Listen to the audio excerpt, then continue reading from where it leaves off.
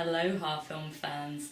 Welcome to my tiki bar reviewing room. Today I'm going to talk to you about a film that I've been really excited about for ages and has been trailed, I think, for 6 months. And that is The Secret Life of Pets. Since I was little, I've been wondering about what pets do when we're not watching them. And finally, someone has thought, I should make this into a movie. Okay, some people are saying they ripped off Toy Story a little bit, but I still find it really fun and interesting. Plus, someone has finally made a film about a Pomeranian, which, after unicorns, are my favourite thing ever. Gidget is a particularly cool Pomeranian as well, because she's a girly girl who likes a little pink bow and her fluffy hair, but she's also able to kick some ass and save people when necessary. So yeah, Gidget is one of my new favourite movie characters, but she's amongst many because there are some really cool characters in this film. If you enjoy watching YouTube videos about cats, my latest favourite one of those is Cats Getting Brain Freeze. Do check it out.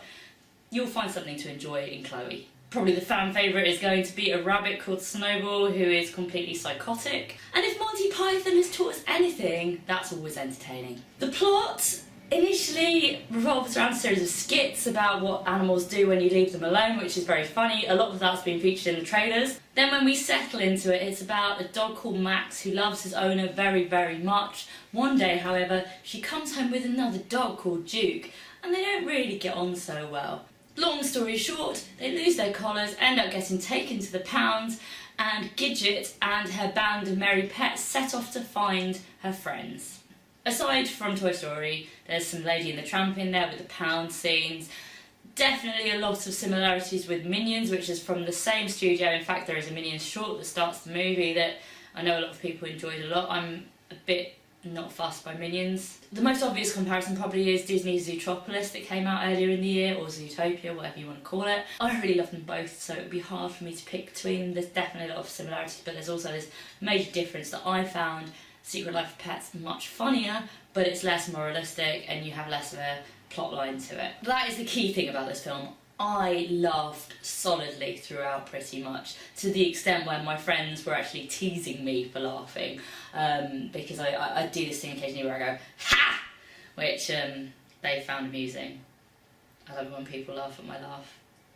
A downside is there are just so many characters. They probably didn't need quite so many characters, and it's hard for them all to be given depth or the screen time they perhaps deserve, because I think there are some really good characters in there. Maybe the reason is they're going to sell more toys. They're definitely going to sell toys. I've already got my first one before I even saw the film. I intend, it's my birthday next week, somebody better get me a Gidget soft toy, otherwise I am going to sulk. I'm going to be 31. Soft toy dog, please. There's not a lot of emotions to this though. There is a plotline that could potentially have a lot of emotions in it, but they kind of take the easy way out on that. And the plot does kind of go insane and not make much sense. There's an extremely surreal sausage factory scene, which I think our entire row just lost the plot for that, really howling with laughter. I can't even justify it, it just hit a funny bone. Insert sausage gag here.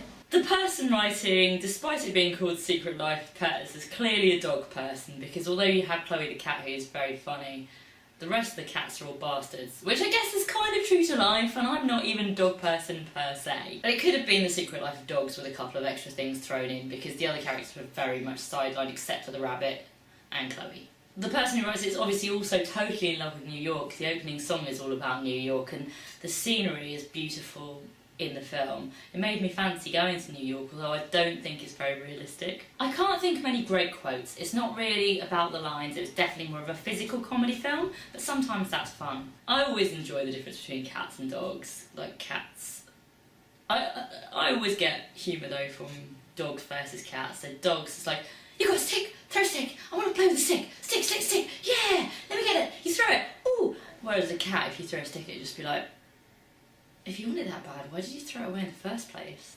Overall, really funny, good-hearted, light entertainment. We found it hilarious. Also, kids' films, so a really good length, don't get bored at any point, really good pacing. Not going to emotionally move you anyway, but it's a load of fun. But what did you guys think? I really liked it. Did you like it as much? Did you think Zootropolis was better? And who is your favourite character? Let me know in the comments. Don't forget to subscribe to Goldy's Playhouse. It's a crazy world when I think it happened in Goldy's Playhouse. there, did you like that video? Of course you did. Then click the subscribe button right there. You could even win some movie tickets. Want to see more of my stuff, Goldy Loxx? Head to this button right here. Go on. You know you want to.